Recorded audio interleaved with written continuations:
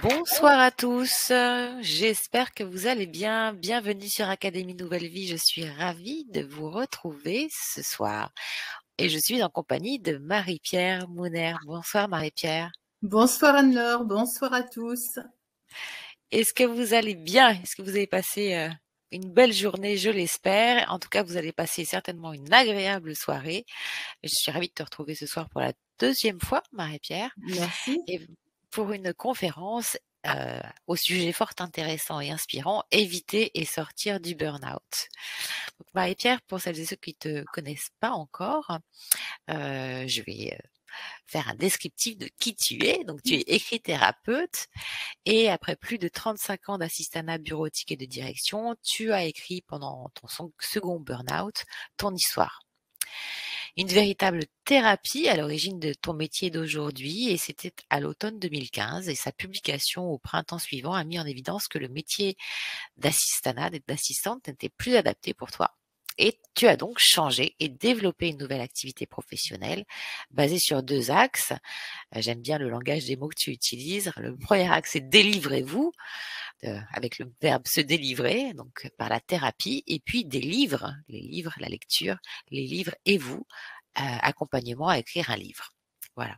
Alors, au cours de cette conférence Éviter sortir du burn-out, tu vas nous partager ton expérience personnelle du burn-out. Tu en as fait 2 et tu vas nous transmettre les clés qui t'ont aidé à en sortir. Les points que tu vas aborder ce soir, c'est notamment qu'est-ce que le burn-out, une définition que tu as du burn-out, pourquoi notre propre histoire peut nous amener jusqu'à cet état d'épuisement, comment décoder son histoire afin d'en retirer les messages utiles, et puis comment tordre le cou, pour reprendre ton expression, à son saboteur. Voilà. Voilà le programme de cette riche soirée et je vous laisse en compagnie de Marie-Pierre. Voilà. Et bien sûr, si tu souhaites compléter cette présentation, n'hésite pas. Avec plaisir. Je peux pas mettre en plus grand écran, si c'est bon. Alors, bonsoir à tous. Donc, bon, apparemment, il y a du monde. Donc, je suis un petit peu stressée, mais bon, tout va bien. Donc, oui, Anne-Laure, la présentation était impeccable. Donc, j'ai effectivement un métier d'assistante bureautique et de direction. Donc, s'il y en a dans la salle, eh ben, vous savez pertinemment que nous sommes confrontés au quotidien à des tâches multiples et variées, à des urgences toutes plus importantes les unes que les autres, les priorités forcément. Il faut apprendre à les gérer. On est obligé d'être organisé. Enfin voilà, il y a pas mal de compétences à acquérir quand on fait ce métier-là. C'est un métier que j'ai aimé, mais à la fin, je l'ai franchement détesté. Parce que trop de pression, parce que toujours répondre aux besoins des personnes, mais en oubliant les miens, bien sûr. Hein. Et donc, pour ceux qui ne me connaissent pas, je vais me présenter vraiment très rapidement. J'ai donc un parcours de plus de 35 ans d'assistanat bureautique et de direction. Et j'ai... qu'est-ce que je voulais dire avec ça? Et j'ai toujours eu une passion qui est l'écriture. Donc, je suis issue d'une famille où j'avais pas le droit d'exister. Le mot n'est pas trop fort. Hein. Je vais expliquer ça dans une autre conférence et c'est le sujet de mon premier livre, donc on va faire très court. Et par rapport à ça, la feuille blanche et le journal intime m'ont toujours suivi au quotidien depuis que je sais lire et écrire. Et bien entendu, les livres ont toujours fait partie de ma vie puisque comme j'avais pas le droit de sortir de la maison, bah, je bouquinais. Donc, j'avalais des tonnes et des tonnes de livres. Et je m'inventais en fait des histoires et je vivais vraiment les histoires de mes héroïnes. Donc, et l'écriture, donc, a toujours bien entendu fait partie de ma vie. En 2009, je rencontre le développement personnel et ce développement personnel m'amène justement à travailler sur mon enfance. Et ça, je vous en parlerai tout à l'heure parce que ça a été un des déclencheurs aussi de regarder un petit peu en arrière et comprendre pourquoi j'en ai fait 2 en fait, 2 burn-out. J'en ai fait un en 2010. Et une rechute, j'ai envie de dire, parce qu'on fait pas forcément 2 ou 3 burn-out, mais on fait des rechutes. Donc, avant de rentrer dans le vif du sujet, j'aimerais quand même vous donner quelques chiffres qui font froid dans le dos quand même, malgré tout, mais il faut aussi comprendre que c'est un phénomène de société, vraiment un fléau, et il y a des moyens pour l'éviter et il y a des moyens pour en sortir. Donc, si vous êtes dans l'un des deux cas, soyez rassurés, on peut toujours, avec la volonté et plein d'autres paramètres, on peut toujours arriver à s'en sortir, même dans des situations les plus difficiles. Donc, parmi les chiffres que je voulais vous donner, savez-vous qu'il y a 36% des personnes qui ont déjà fait un burn-out ou qui sont susceptibles d'en faire un. 36%, ça fait une personne sur 3. C'est quand même énorme. Oui, c'est énorme. Ouais, c'est vraiment énorme. Alors ça, en plus, c'est des chiffres de 2020. Donc, j'imagine bien que depuis en 2022, ça a été encore en augmentation parce que, voilà, avec tout ce qu'on a vécu depuis 2 ans, le télétravail, donc il y a certaines personnes qui ont été contraintes de télétravailler, mais pour certains, ça a été très compliqué et ça a été un stress supplémentaire. Pour d'autres, ça a été une bénédiction, mais cette crise sanitaire, j'ai envie de dire, et surtout le premier confinement, a permis aussi de remettre, entre guillemets, les pendules à l'heure au niveau de la famille. Hein, c'est fini le moment où on se croise, on est là 24/24 avec les enfants au milieu, où il faut gérer les devoirs, etc. Et ça a été une source de stress supplémentaire par rapport à pas mal de personnes. Alors, tout le monde l'a vécu de façon différente, mais les infos que j'ai eues par rapport à ça, c'est vrai que ça a amplifié encore le phénomène, sachant que la hiérarchie exigeait de toute façon autant de charges de travail, même s'il y a les enfants qui courent partout, même s'il faut faire les devoirs, même s'il faut tout assumer dans la maison en même temps, puisque le mari peut-être fait la même chose, est en télétravail aussi, donc forcément, ça peut paraître compliqué si on n'a pas les locaux adaptés aussi, si on doit partager la salle à manger avec tout le monde et puis les 2 activités. Voilà, il y a eu beaucoup de choses qui ont fait que ces chiffres-là ont grimpé. En 2020, donc toujours, on avait 12% des personnes actives. Alors, quand je dis des actifs, hein, c'est des salariés, c'est des entrepreneurs, c'est tous les gens qui travaillent. Avec une forte progression du burn-out grave, qui a augmenté de 25% en mai 2021. C'est quand même assez énorme. Et ça, c'est issu d'un article qui a été publié par Le Figaro en octobre 2021 et qui a été réactualisé le 15 avril 2022. Donc, vous voyez, c'est des chiffres relativement récents. Et ces chiffres-là correspondent à peu près à 2,5 millions de personnes, de salariés qui seraient touchés par un burn-out. C'est quand même assez énorme. Comment on évalue la gravité? Oui, c'est énorme. Comment on évalue la gravité en fait d'un burn-out quand tu parles je vais en de parler un burn-out? petit peu après, mais c'est entre le moment où on est un peu déprimé, on a la boule au ventre quand on va travailler, et puis le moment où on n'arrive plus à bouger de son lit, quoi. Okay. C'est vraiment une fourchette un petit peu large. Et après, j'ai envie de dire autant de personnes, autant de signes et de symptômes différents, hein, parce qu'on ne réagit pas tous de la même façon. On est tous uniques. Donc, qu'est-ce que je voulais vous rajouter aussi par rapport aux chiffres? Chez les cadres et les professionnels de santé, donc là, c'est la cata. Hein, c'est une personne sur 2 qui serait en burn-out. C'est énorme. Ça fait peur quand même. Hein. Quand on voit ça, on se dit, bah, il faudrait tout annuler et tout recommencer et on recrée un nouveau monde, quoi. Et en même temps, c'est ce qu'on est en train de faire. C'est ce qu'on est en train de faire, on est bien d'accord. Mais là, ce serait bien d'accélérer la cadence pour que les gens aillent mieux quand même. Une pensée et beaucoup de compassion pour toutes celles et ceux justement qui sont dans cette profession, qui prennent soin des autres et pas assez d'eux-mêmes. C'est ça. Il faut arriver à trouver l'équilibre entre les deux. Voilà. Répondre aux besoins des autres, c'est bien, mais s'accorder des temps pour soi, je vous donnerai après des clés sur ce qu'on peut faire justement quand on est dans cette situation où on a l'impression d'être emprisonné de tous les côtés. Quoi qu'on fasse, on peut plus. C'est le débordement, c'est l'épuisement, c'est les émotions, c'est la cocotte minute qui tourne. Et au moment où le burn-out est diagnostiqué, c'est qu'elle explose. Et là, avec toutes les conséquences qu'il peut y avoir derrière. Donc, le burn-out, c'est quoi? C'est une succession de situations stressantes. Alors, on parle toujours du burn-out professionnel, mais pas que. Il y a aussi d'autres styles de burn-out qui existent et dont on ne parle quasiment jamais. Et pourtant, ils sont bien réels. Ça va être, par exemple, le burn-out personnel et familial.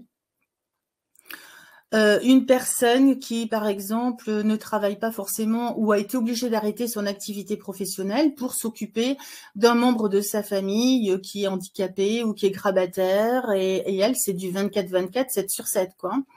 C'est, il n'y a pas de jour de congé, on n'est pas aux 35 heures. Mais ça, on n'en parle pas.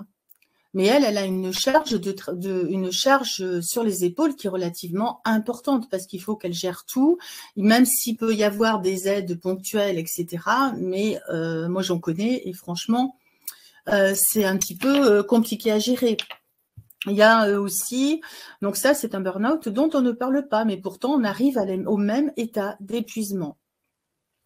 Alors, il y a aussi les jeunes mamans qui peuvent connaître alors le baby blues. Le baby blues, bon, c'est le petit coup de blues qu'on a après la naissance dû aux hormones qui sont transformées. Ok, ça dure pas, mais il y a des mamans qui n'arrivent pas à remonter la pente et qui vont jusqu'à la dépression, voire le burn-out.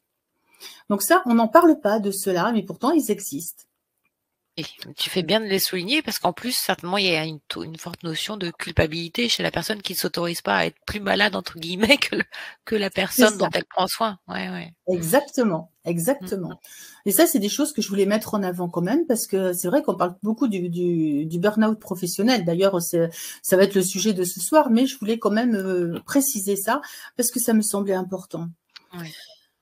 Donc le burn-out, je l'ai dit, fait suite à une succession une succession de situations stressantes dans le travail, sachant que quand on a, et ça pour l'avoir vécu, ça a été compliqué aussi pour moi, j'avais une situation pas stressante mais hyper stressante dans mon job alimentaire que j'avais repris à un moment donné.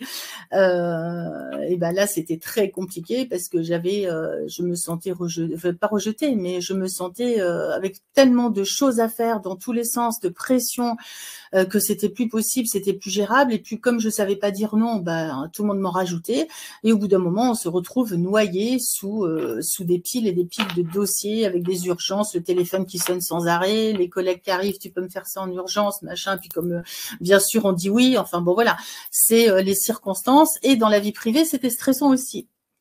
Donc ça voulait dire à ce moment-là, c'était zéro répit. Le seul truc que je m'accordais, c'était aller à la salle de gym. Au moins, je me défoulais et j'arrivais à baisser un peu la pression. Mais sinon, quand je rentrais, c'était on en prend d'autres et on recommence. Et ça collait comme ça pendant pas mal de temps. Donc forcément, donc c'est vraiment un épuisement émotionnel, c'est-à-dire qu'on a un sentiment d'être vidé de ses ressources émotionnelles. On n'arrive plus à réfléchir correctement. On a un manque de concentration évident. C'est source aussi de faire des erreurs dans ce qu'on peut traiter, parce que quand on en fait trop en même temps et très vite, parce que bien sûr il y a toujours les notions d'urgence, hein, c'était pour hier le dossier, c'était pas pour aujourd'hui, hein, non c'était pour hier, donc bah forcément, et c'est là qu'on fait des erreurs. Si on fait des erreurs, on va avoir des remontrances de sa hiérarchie. Ça va monter en boucle. Les collègues vont vous regarder de travers et puis cancaner dans le couloir et puis se taire dès que vous arrivez. Je pense qu'il y en a beaucoup qui vont connaître ce genre de choses.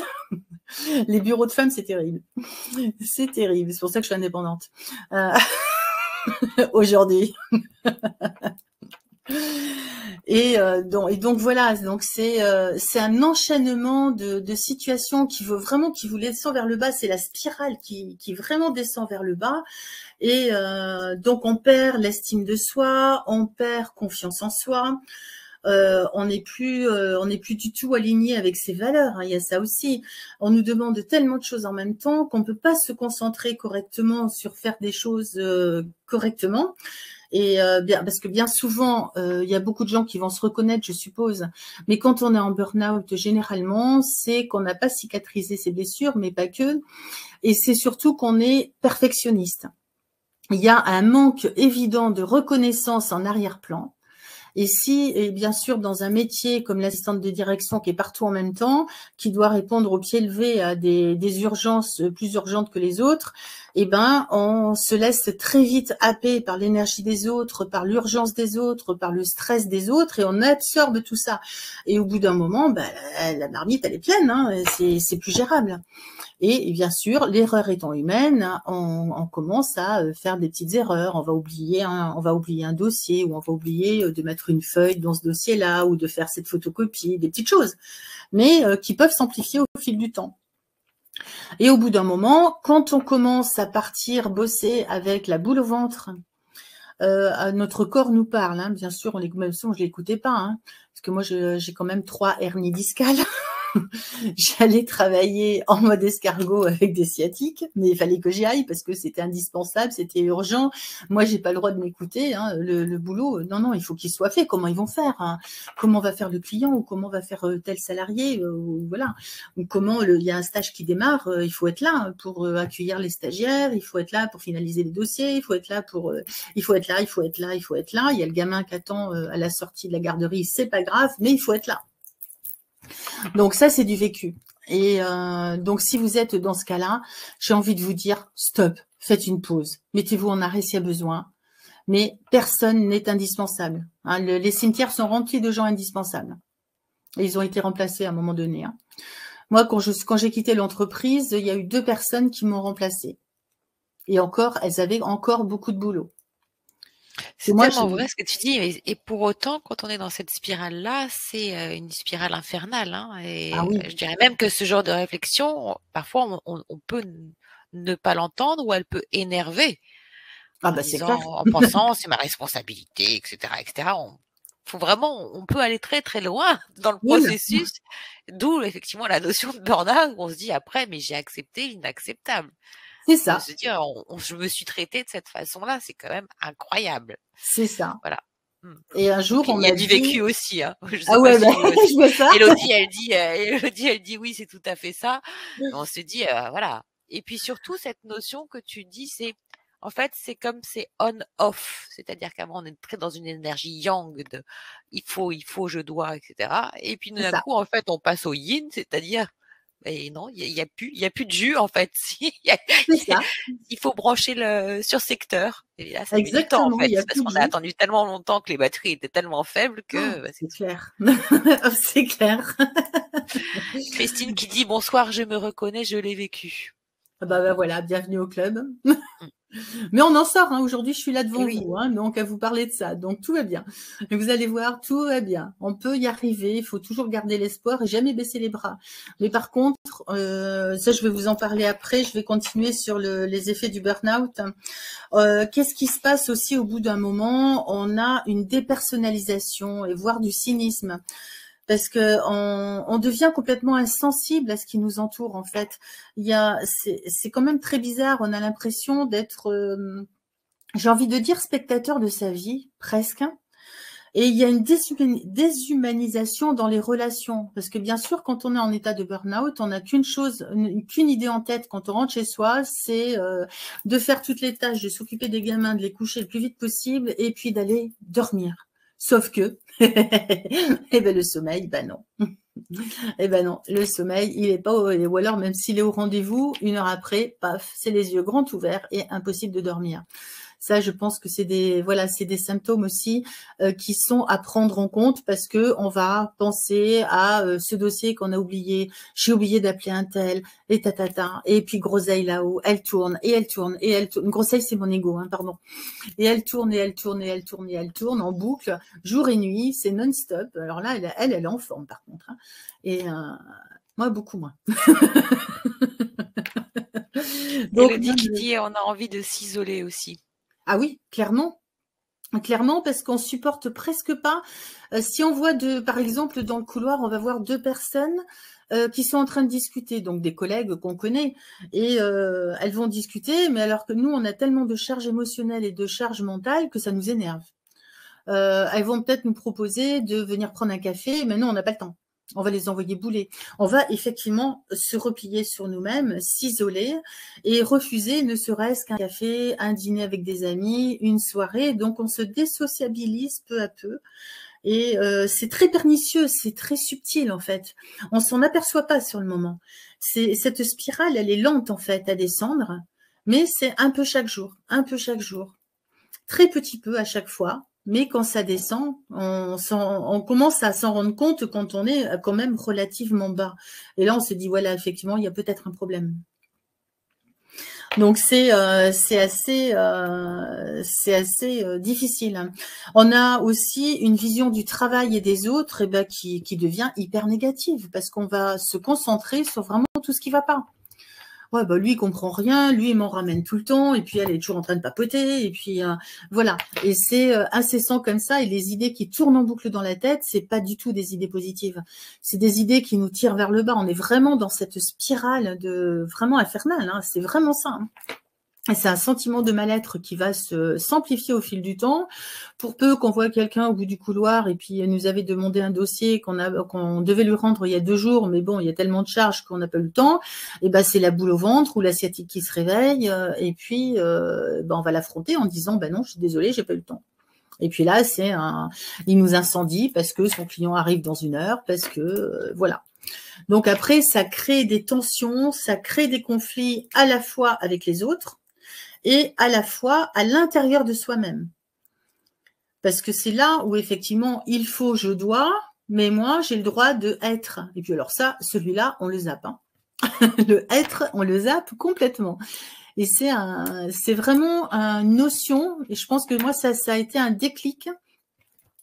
Cette notion, un jour, il y a une personne qui m'a dit, mais quand tu agis comme ça, tu te respectes pas. Tu m'as dit ça, j'ai dit, oups. Mais elle a raison. Et là, ça a été quand même, ça a commencé à cheminer. Et là, je me suis arrêtée quand même, parce qu'il fallait faire quelque chose. Oui, ça peut être un mot, hein. Moi, ça a été le cas avec le mot dignité. Tu vois, toi, Moi, c'est le respect, toi, c'est la dignité. En même temps, c'est oui, ça, tiens. on est un peu sur la même vibe, ça. Mais comme quoi, ça peut être vraiment, et on s'en souvient, donc ça a toute son importance. Ah, Une c'est clair. personne, un mot, une phrase, un instant peut faire basculer la situation et donc basculer sa vie. C'est Christine qui exactement dit ça. pleurer fait du bien. Ah bah oui, de toute façon, au bout d'un moment, quand on arrive, on est tellement à bout qu'on pleure. Les larmes, elles coulent sans même qu'on puisse contrôler quoi que ce soit. On va avoir une réflexion, on va entendre un mot ou un truc, et puis paf, c'est vraiment la fontaine. Mais ça libère quand même, il faut l'accepter. Il faut accepter ces émotions parce que ce qui se passe souvent quand on est en burn-out, c'est que déjà, on s'écoute pas, ça c'est clair. Notre corps, il nous donne des signes, mais on l'écoute pas. Les émotions, on les écoute pas non plus. On n'a pas le droit d'avoir des émotions. C'est pourquoi est-ce que on s'interdit d'avoir des émotions? Parce que c'est l'éducation. Et pour aller mieux, il va falloir aller revisiter son enfance. Il va falloir aller rechercher les causes de cet état d'épuisement. Pourquoi est-ce que on se met la barre aussi haute? Parce que ça, c'est le côté perfectionniste, le côté manque de reconnaissance. Il faut et pour avoir la reconnaissance dans notre tête, hein, dans notre inconscient, par rapport à l'enfance, par rapport aux croyances, par rapport à tout ce qu'on a pu entendre quand on était gamin, ou même à l'école, ou même après. Eh ben, il faut toujours donner, il faut toujours faire mieux. Moi, quand j'étais à l'école, j'avais toujours sur tous mes bulletins peut mieux faire. J'avais des bonnes notes, mais c'était toujours peut mieux faire. Bah ouais, peut mieux faire, il faut que je bosse plus que les autres pour arriver à donner satisfaction. Ça veut dire que je mettais la barre super haute. Il fallait que vraiment que tout soit nickel, parfait. Mais au bout d'un moment, on peut pas. On n'est que des êtres humains, donc c'est pas gérable, c'est pas possible. Un autre élément qui est important aussi, c'est le sentiment de ne pas s'accomplir personnellement. C'est-à-dire qu'au bout d'un moment, même si on aimait son métier, au bout d'un moment, il n'a plus de sens. C'est qu'est-ce que je fais là? Je ne sais pas si ça vous est déjà arrivé de vous poser cette question. Vous arrivez au bureau le matin et puis vous regardez tous ceux qui vous voyez déjà depuis quelque temps. Et puis, il y en a souvent une personne qui vous hérisse le poil au plus haut point et qui s'acharne à vous embêter, à vous lancer des vannes, à vous donner plus de boulot que de raison, etc., pour vous pousser vers la sortie parce que elle veut le poste ou pour X raisons. Enfin, il y a aussi ces guéguerres dans les entreprises, hein. C'est pour ça aussi qu'il y a beaucoup de burn-out. Tout le monde voilà, c'est pas général non plus, mais dans les entreprises, ça existe. Je l'ai vécu et je vois comment fonctionnent les femmes entre elles aussi. C'est pas toujours évident. Les hommes, c'est encore différent. Je trouve qu'ils sont moins, enfin, ils vont plus droit au but, je pense. Les femmes, c'est un peu plus sournois des fois, c'est dans les bureaux, hein, je parle. Hein. Et encore une fois, je généralise pas, mais c'est ce que j'ai vécu, moi, c'est ce que j'ai ressenti dans les différentes entreprises où j'ai travaillé. Et j'ai beaucoup ressenti ça, et ça m'a beaucoup gênée. Parce que j'ai toujours eu tendance à en faire plus que les autres, à rester plus tard, arriver plus tôt, rester plus tard, voire emmener du boulot à la maison, ce qui m'a valu un licenciement aussi après la naissance de ma fille, parce qu'on m'a accusé de sortir des documents de l'entreprise, alors que c'était pour assumer les tâches que je devais assumer. Bon, ça m'a coûté un prud'homme, j'ai gagné après, mais enfin bon, en attendant, il faut accuser le coup. Et mais bon, ça fait partie des choses qui m'ont fait évoluer sur mon chemin de vie, hein, parce que forcément, après, j'ai revisité tout ça et j'ai compris pourquoi, parce qu'à chaque fois, il y avait toujours au moins une personne qui renouvelait toujours les mêmes gestes à mon égard, ou le même mépris, le même, enfin, voilà. Il y en a toujours une. Donc, mais ça venait pas de l'entreprise, ça venait pas de la personne, ça venait de moi, comment je recevais les choses.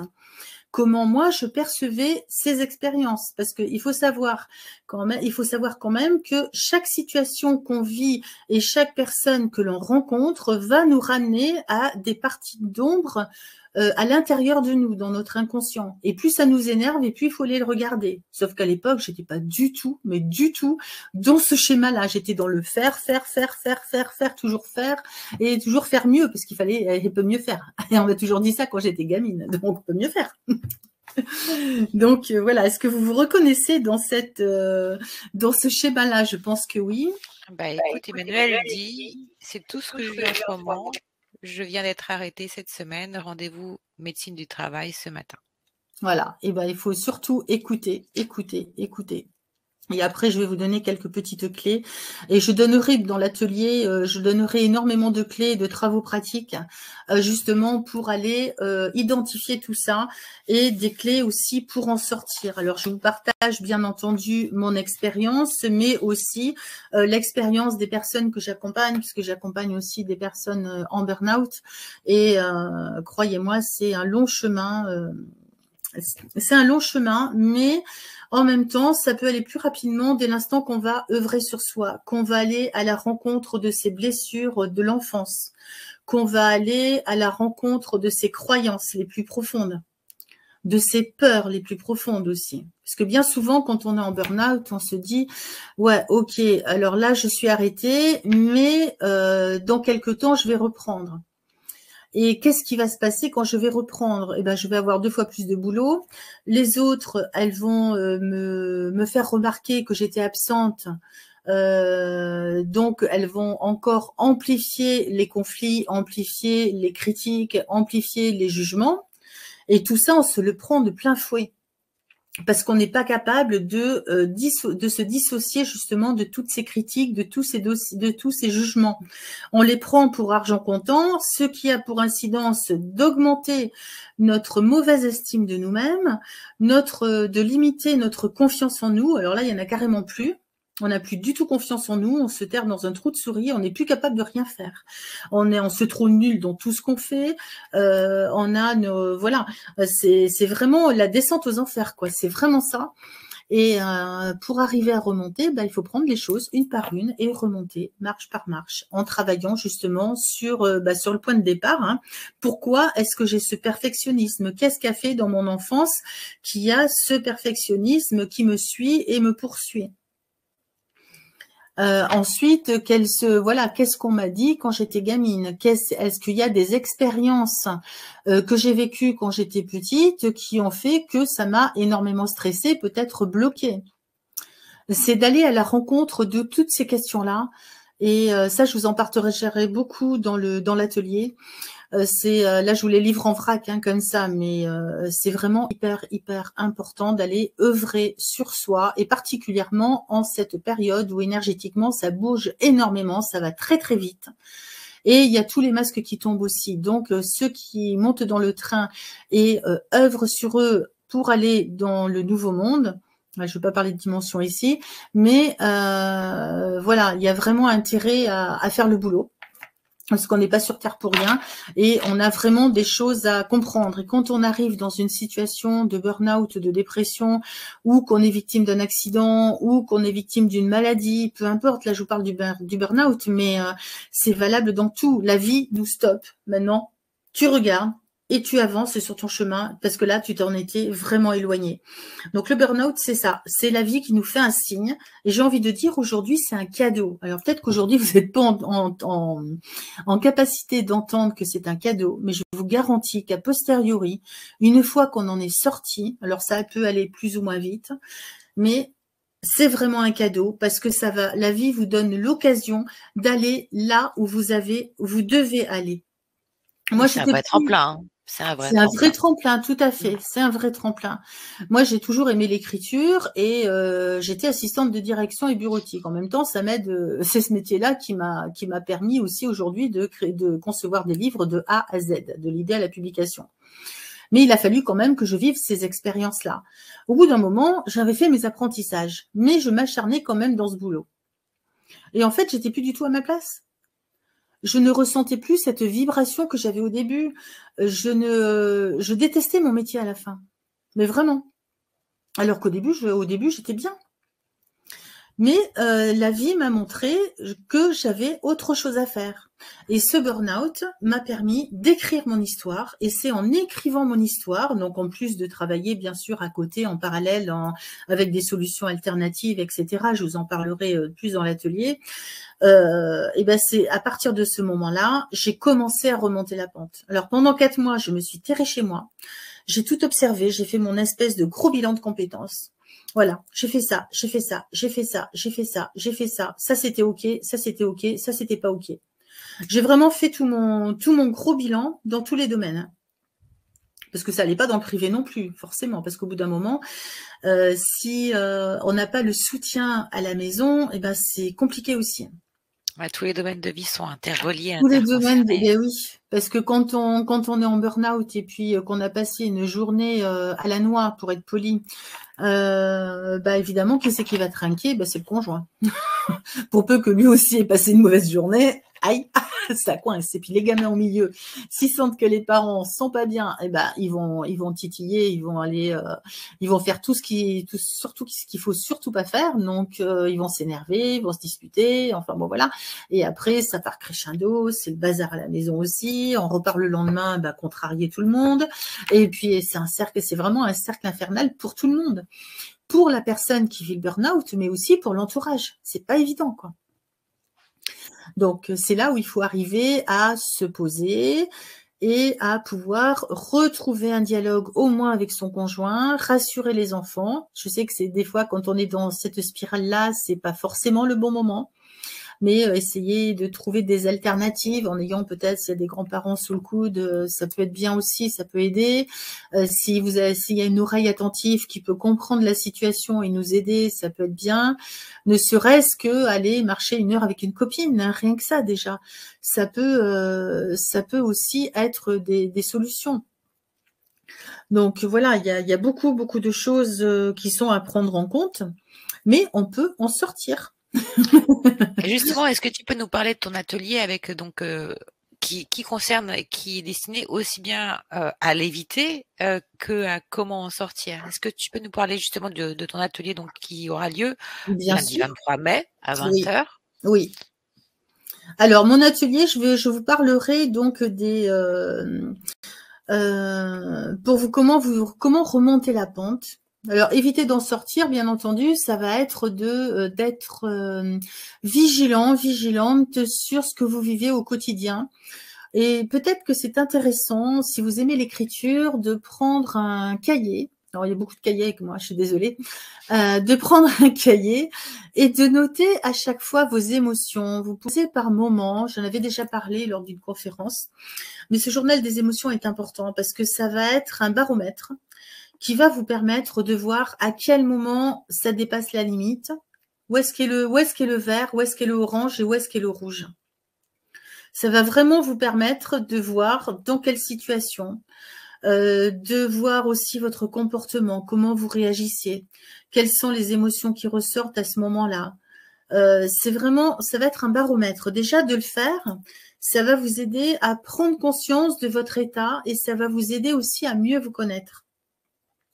Donc, c'est vraiment de l'introspection. Et cette introspection, c'est une des clés pour ne pas tomber dans le burn-out, pour trouver son chemin de vie. Et si vous y êtes, eh ben, ça va être aussi pour en sortir. Ça va être petit au départ. Mais l'outil écriture est vraiment salutaire, croyez-moi. Après, si jamais vous aimez beaucoup écrire, vous pouvez aussi penser à écrire votre histoire. Ça peut être l'occasion aussi de revisiter votre vie et vos expériences, de voir les schémas qui se répètent.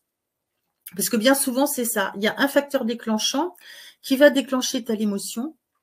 Et cette émotion, vous allez la retrouver à chaque fois dans telle et telle expérience. Et vous allez voir que ça démarre toujours plus ou moins de la même façon, qu'il y a toujours les mêmes styles de personnes que vous allez rencontrer et qui vous amènent à voir vos parts d'ombre.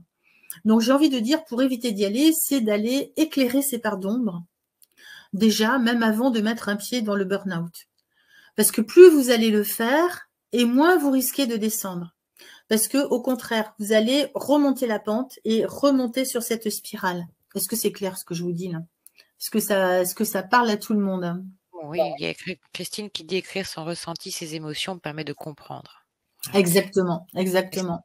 Stéphanie qui dit, ça fait 5 ans que je travaille sur moi suite à un burn-out, 5 ans que je suis incapable de travailler, j'ai dénoué un tas de problématiques et un inceste est remonté, ça m'a débloqué beaucoup de choses, mais je sens que ce n'est pas encore fini.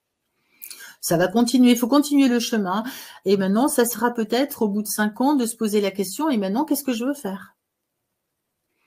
Voilà, c'est parce que j'ai envie de vous dire, bien souvent, dans le processus classique, je reviendrai sur l'atelier après, dans le processus classique, on va s'arrêter X temps, une semaine, 15 jours, 6 mois, 1 an, peu importe la durée.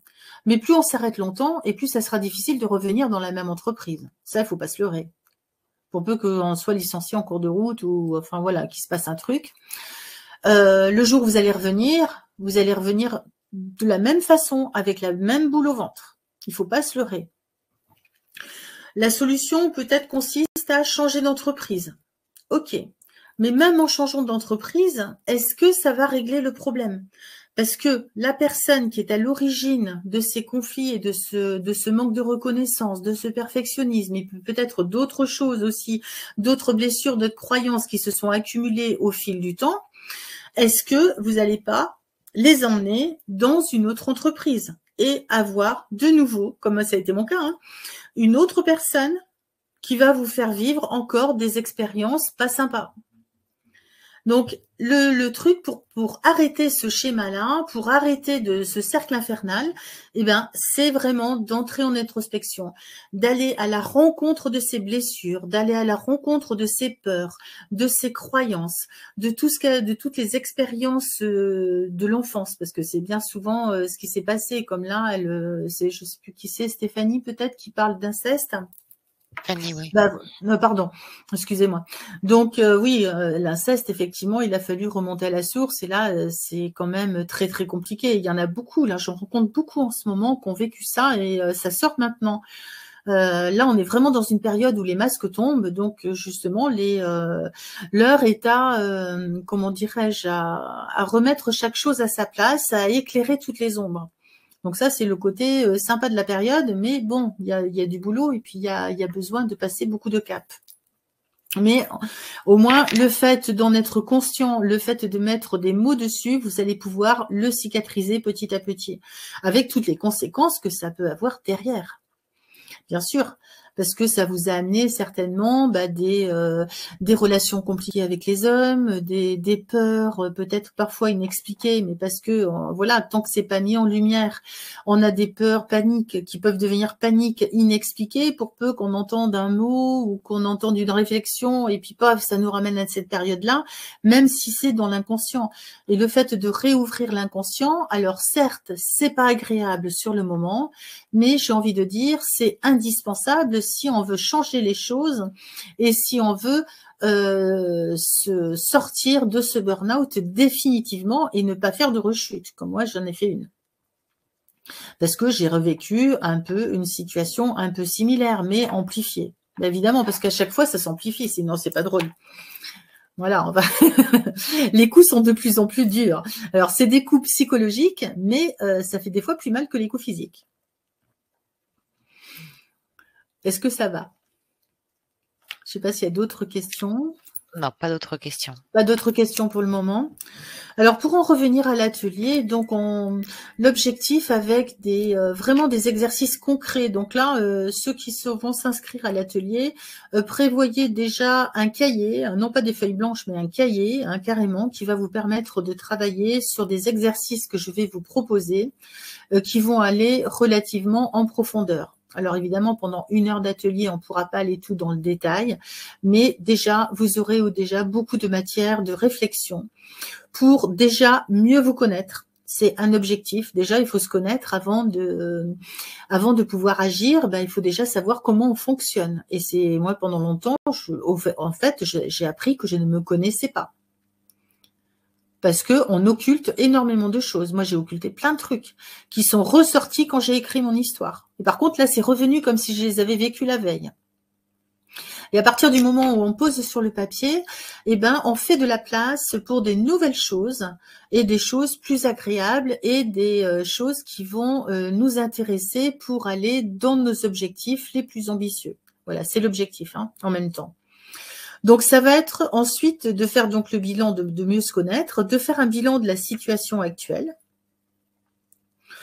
d'identifier où vous en êtes dans le processus de burn-out, parce qu'on a une spirale descendante et une spirale ascendante. La spirale descendante, d'abord, quand on prend un job, bon, je reste sur le professionnel pour l'instant, on va s'engager. Donc, on est tout content, on a signé notre CDI, tout va bien, c'est la fête, je vais faire ce que j'aime, c'est nickel. Donc là, on s'engage, on est tout content, tout va bien.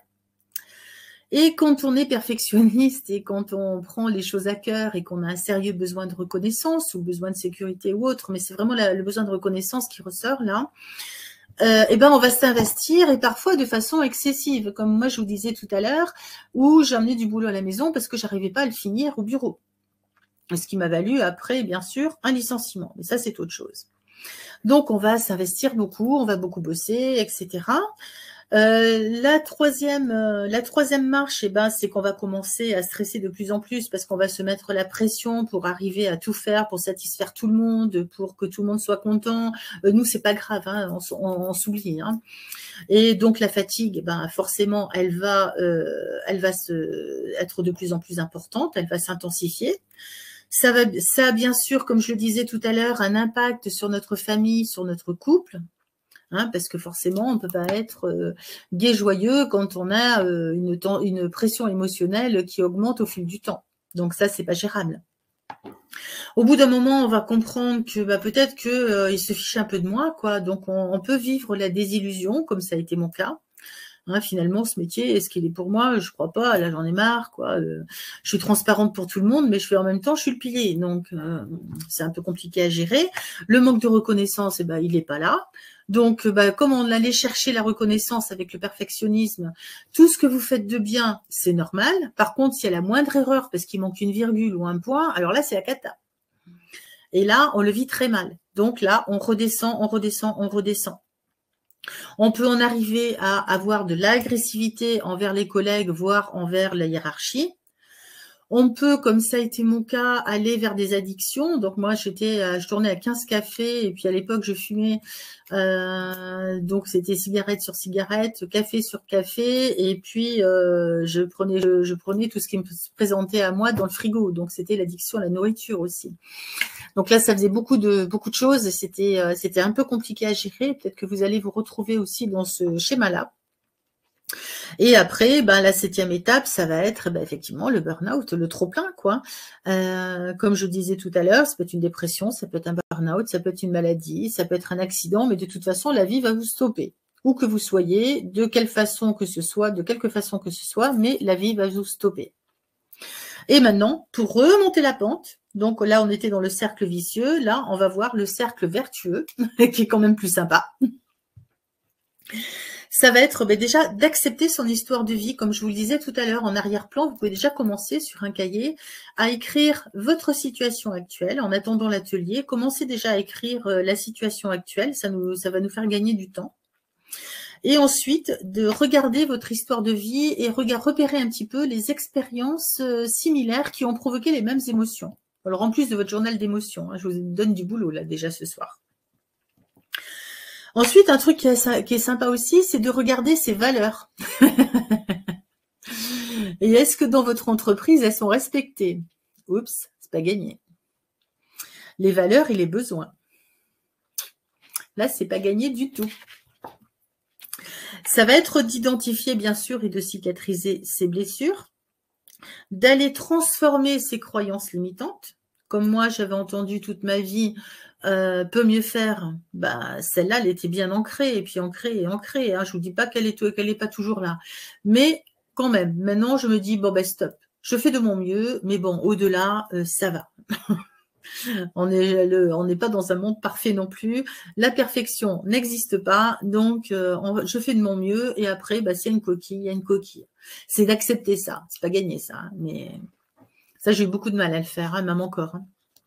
Mais bon, ça va être aussi d'apaiser ces peurs inutiles parce que bah, si je reprends le cas de l'inceste par exemple, la peur elle était bien légitime à ce moment-là, mais aujourd'hui, est-ce qu'elle l'est encore ? Dans la relation aux hommes. Là, c'est juste une question hein, pour la personne qui a parlé d'inceste. Je rebondis là-dessus. Ça, c'est juste une question clé à se poser à l'écrit. Ça va être bien entendu de répondre à ses besoins. Hein, quand on donne plus qu'il n'en faut et qu'on ne s'écoute pas, est-ce qu'on répond à nos besoins? Et nos besoins de reconnaissance, en plus, il n'est même pas assouvi. Donc là, on a tout fou sur toute la ligne, en fait. Mais on peut s'en prendre qu'à nous. Hein. Sans pour autant, attention, parce que là, j'en vois déjà qui vont se dire, oh là là, mais c'est de ma faute, je m'auto-flagelle. Non, non, non, non, non, non, surtout pas. Hein. Non, non, non, surtout pas. On fait toujours avec notre éducation, avec nos croyances, avec nos blessures, avec tous les filtres qu'on peut avoir en fonction des situations qu'on a vécues. On se met des filtres comme des voiles devant les yeux. Et le but du jeu, ça va être d'enlever tous ces voiles de façon à voir clair. Et à voir là où on a envie d'aller dans sa vie. C'est ça qui est intéressant. C'est de regarder d'où on vient, de regarder qu'est-ce qui se passe ici et maintenant, sans jugement, sans flagellation, sans critique, avec beaucoup de bienveillance à notre égard. Ça, il faut apprendre à faire ça. Mais croyez-moi, on peut aider les autres que quand on sait de soi-même. Donc, c'est vraiment de retourner à soi, d'aller rencontrer la petite fille ou le petit garçon qui est à l'intérieur de nous, qu'on était avant, et d'aller voir qu'est-ce qui le chagrine, d'aller vraiment le consoler comme vous consoleriez un enfant. C'est vraiment ça. C'est vraiment d'aller soigner son enfant intérieur de toutes les blessures, de tout ce qu'on a pu lui infliger. C'est d'enlever toutes les carapaces qu'on se met. Et puis Dieu sait si on s'en met des couches et des couches et des couches. Et maintenant, il faut tout enlever. Donc voilà, c'est vraiment dans cet esprit-là qu'il faut regarder les choses. Et vous allez voir qu'au fur et à mesure, il y a des choses qui vont se dessiner. Vous allez avoir des idées qui vont venir. Il va y avoir des évidences. Vous allez peut-être tomber sur un livre et qui va vous donner une idée et qui va vous dire bah, « Tiens, moi, j'aimerais bien faire ça. Et puis quand j'étais petit ou quand j'étais petite, qu'est-ce que j'aimais bien faire? Qu'est-ce que je voulais faire comme métier? Est-ce que j'ai réalisé ce rêve? Quel rêve j'avais et que j'ai enfoui au fond de moi ?» Parce que bien souvent, quand on arrive au burn-out, c'est ça. C'est qu'on se donne pour les autres, ou alors on va faire un métier pour faire plaisir à papa ou à maman parce que c'était son rêve, il n'a jamais pu le faire ou elle n'a jamais pu le faire. Et le fait que nous, on fasse ce métier-là, c'est valorisant pour eux. Mon enfant a réussi, il est avocat, il est ci, il est ça, peu importe le métier. Et en fait, c'était pas du tout notre chemin. Donc, on n'est pas dans notre alignement avec ce métier-là. Et c'est peut-être là qu'il faut aller chercher des réponses aussi. Voilà, il y a beaucoup de pistes là que je vous donne comme ça en vrac, mais qu'on verra un petit peu plus structuré dans l'atelier quand même. Là, je vous les donne comme ça, mais ça me semble important. Est-ce que c'est des choses qui vous parlent? Est-ce que c'est des choses que vous avez peut-être déjà commencé à faire? Il y en a une, ça fait 5 ans. Les autres, je ne sais pas. Est-ce que Alors, vous on va avez... laisser les personnes répondre, prendre le temps de répondre dans le chat. Et pendant ce temps-là, Oui, moi, je vais compléter les informations de ton atelier qui aura lieu donc le lundi 23 mai oui, à 20 heures. Donc, je vous ai mis l'offre et je vais vous remettre encore le lien. Je vous ai mis l'offre dans le chat. Donc, pour s'inscrire à l'atelier, vous avez juste à cliquer dès maintenant sur le bouton rose Je profite de l'offre et un nouvel onglet ou une nouvelle fenêtre va s'ouvrir sur la page où vous aurez tous les détails de l'offre de l'atelier de Marie-Pierre. Et pour les personnes qui regardent en replay, l'offre est dans le descriptif en dessous de la vidéo. Pour les personnes qui regardent sur la chaîne YouTube de l'Académie Nouvelle Vie, l'offre est visible en cliquant sur le lien dans le descriptif de la vidéo. Voilà. Et cet atelier est disponible en version streaming non téléchargeable pour 37 €, version streaming téléchargeable pour 57 € et possible de paiement en une fois ou en deux fois. Voilà. Et tous les ateliers sont accessibles H24, bien sûr, sur le site, si vous ne pouvez pas être disponible pour la date du 23 mai.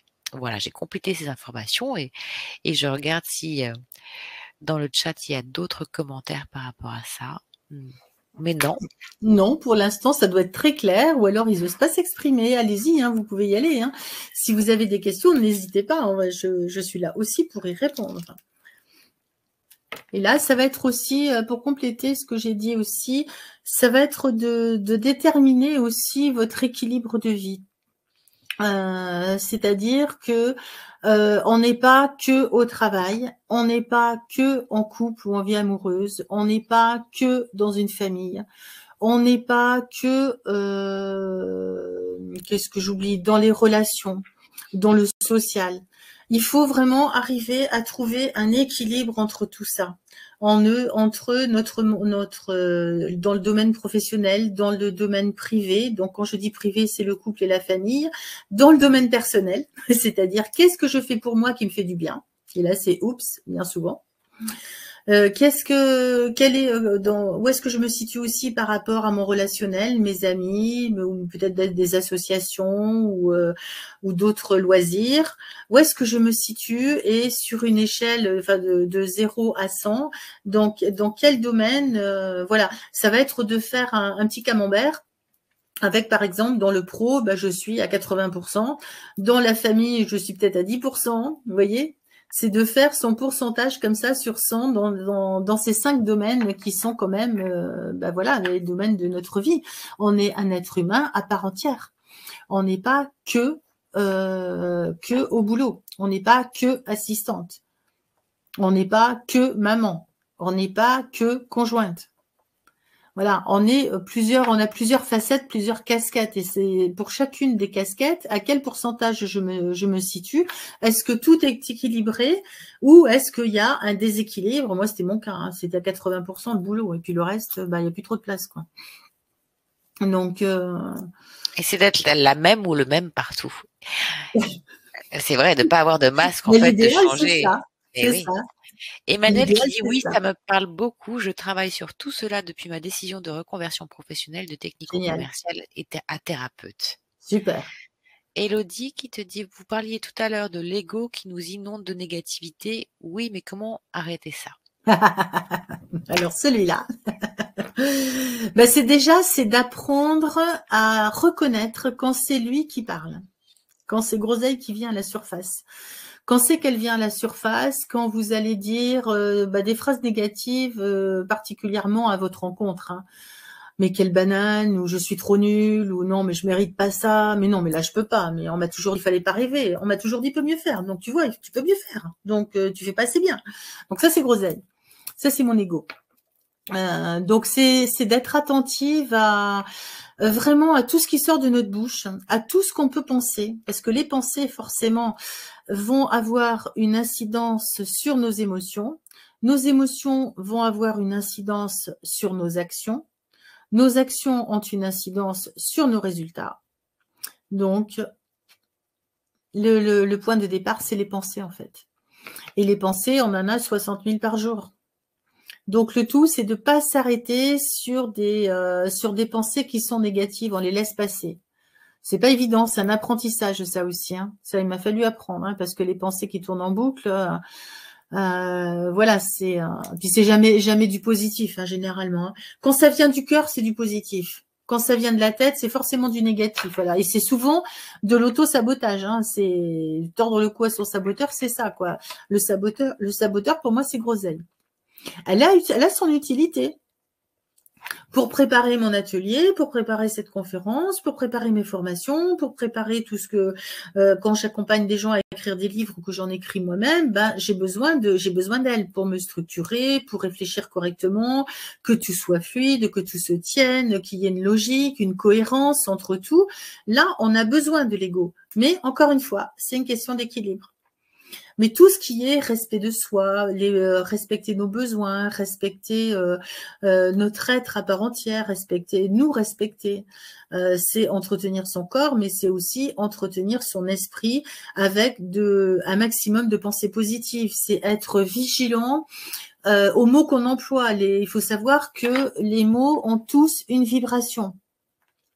Et le pouvoir des mots que l'on choisit est hyper important et va nous amener, grâce à la loi de l'attraction, va nous amener ce qu'on demande.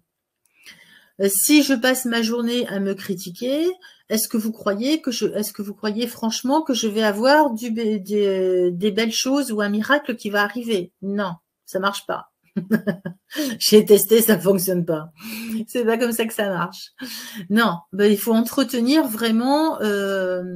On va attirer en fait sur ce sur quoi j'attire. Je définis mon focus en fait sur ce que sur les éléments sur lesquels je vais me focaliser. C'est ça que je vais attirer. Donc, si je me focalise sur des choses négatives, forcément, je ne vais attirer que des situations qui vont répondre à ce que j'ai émis avec le pouvoir des mots et avec la loi de l'attraction. Vous me suivez? Et ça, c'est des choses qu'on ne se rend pas compte. Et quand on est en état de burn-out, on a beaucoup de mal à avoir du positif, à réfléchir en positif. On va toujours regarder ce qui va mal. Donc, quand c'est comme ça, il y a un exercice que vous pouvez faire qui est très simple, que j'avais déjà donné, je crois. Vous prenez un cahier à côté de votre, soit vous le mettez sur votre table de nuit, ou soit juste avant de vous coucher le soir, vous notez 3 choses. 3, c'est pas beaucoup, hein, positives de la journée. Ne serait-ce que quand on est hyper fatigué, on n'arrive peut-être même plus à faire à manger, et ben j'ai réussi à faire cuire mes pâtes. Ça paraît ballot, hein. Mais rien que ça, c'est une victoire. C'est un point positif. Déjà rien que ça. J'ai osé aller me balader dans la forêt avec mon chien. Donc ça, c'est un point positif. Ça m'a permis de recharger les batteries. Alors voilà, pareil, quand on est en burn-out, si j'ai un conseil à vous donner, ne restez pas enfermé chez vous. Oubliez l'éventuel contrôle de la sécu. Sortez dans les heures autorisées, mais sortez au moins une fois par jour. Allez vous balader, allez prendre l'air. Christine avait mis balade en nature qui fait du bien, on se ressource, on évite de tourner en boucle. Ah ben voilà.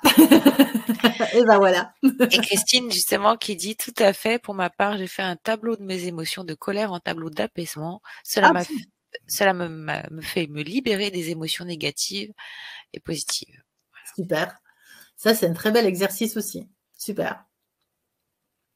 Il y a un autre exercice que vous pouvez faire qui est sympa aussi. J'aime bien le faire celui-là. En fonction, donc moi je vais vous le dire parce que je suis droitière.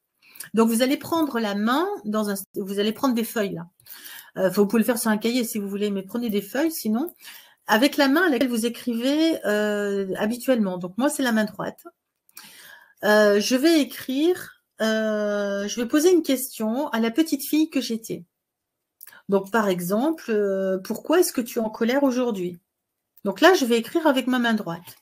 Je vais changer de main et je vais écrire la réponse avec ma main gauche.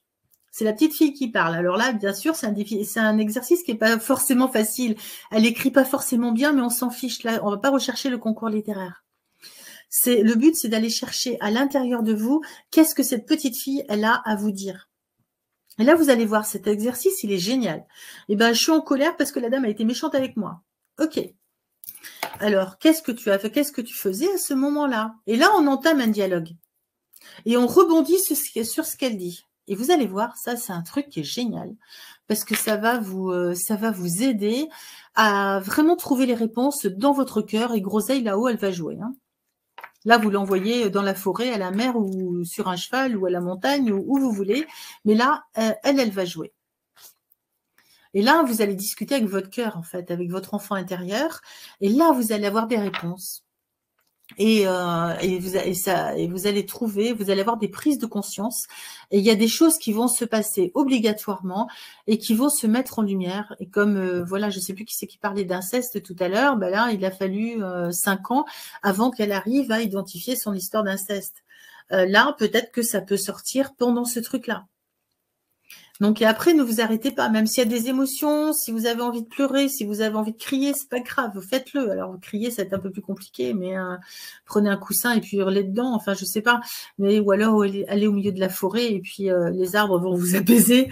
Allez faire un câlin à un arbre, ça, c'est sympa aussi. Il va vous donner de l'énergie. Voilà, il y a plein de choses qu'on peut faire. Ou aller jouer avec le chien, enfin, je sais pas. Ou avec votre gamin, enfin... Mais faites un truc qui va effectivement vous libérer. Mais ça, c'est un super exercice, ça, franchement. Merci. Et Marie qui te dit « Merci Marie-Pierre et bravo pour votre éclairage. J'ai expérimenté l'écriture en conscience, le reparamétrage de la mémoire, de l'expression de l'enfant intérieur. Il nous donne les clés et la boussole. C'est exact. Et l'écriture a un pouvoir créateur fort. » Tout à fait. Voilà. Libérateur et créateur, on est bien d'accord. Alors, pour activer ce pouvoir, eh bien, c'est rendez-vous avec Marie-Pierre, donc pour cet atelier du lundi 23 mai, et pour comprendre et éviter effectivement le burn-out. Donc, vous avez toutes les informations qui vous ont été transmises et pour nous rejoindre le lundi 23 mai. Et bien sûr, pour celles et ceux qui ne peuvent pas, l'atelier sera accessible en replay. Voilà. Alors, prévoyez le cahier, 2 stylos. S'il y en a un qui tombe en panne, on a le deuxième. C'est noté. Donc En voilà. cas, Et puis d'ici là, vous pouvez, si vous avez un peu de temps et l'envie, vous pouvez aussi commencer à détailler un petit peu votre situation actuelle en notant surtout les émotions et en notant les messages de votre corps que vous n'avez pas forcément écoutés, mais notez-les. Parce que le fait de vous les remémorer, ah ben oui, tiens, c'est vrai que j'ai souvent mal au dos ou j'ai l'épaule qui tire. Ah puis quand je pars au boulot, là, j'ai la boule au ventre, mais j'ai mal à l'estomac, j'ai le cœur qui palpite. Enfin, notez tout ce qui se passe dans votre cœur, dans votre corps. Notez, notez aussi les pensées récurrentes qui arrivent. Notez si vous avez un sentiment de culpabilité d'être en arrêt de travail. Parce qu'il y a ça aussi. Quand on s'arrête, on va culpabiliser parce que comment vont faire les autres? Puis vous inquiétez pas, moi, le premier arrêt que j'ai pris, le dossier urgent qui m'a amené à 17h alors que je partais à 17h30, pour le lendemain, je l'ai retrouvé 15 jours après quand je suis revenue. Hein. Il était toujours à la même place. Donc, il était super urgent. Donc voilà, il faut relativiser aussi. Hein. Donc voilà, notez tout ça pour comment dirais-je, pour l'atelier, parce que ça va être le point de départ. Il faut bien faire un bilan ici et maintenant avant de pouvoir aller gratter un petit peu plus loin. Voilà. merci beaucoup. Merci à vous tous. Merci pour ce partage. Passez une très belle fin de soirée ou une journée si vous regardez cette conférence en replay. Et on se retrouve très prochainement pour l'atelier de Marie-Pierre. Merci pour ta belle présentation, Marie-Pierre. Merci beaucoup. Et puis à partager, bien sûr, pour toutes celles et ceux que vous savez vivre une situation de burn-out ou être en approche de la vivre, donc afin de les aider, cette conférence est à partager. Voilà. Merci, à très bientôt. Bonne Merci soirée. à tous. Très belle soirée à tout le monde. Au revoir. Au revoir.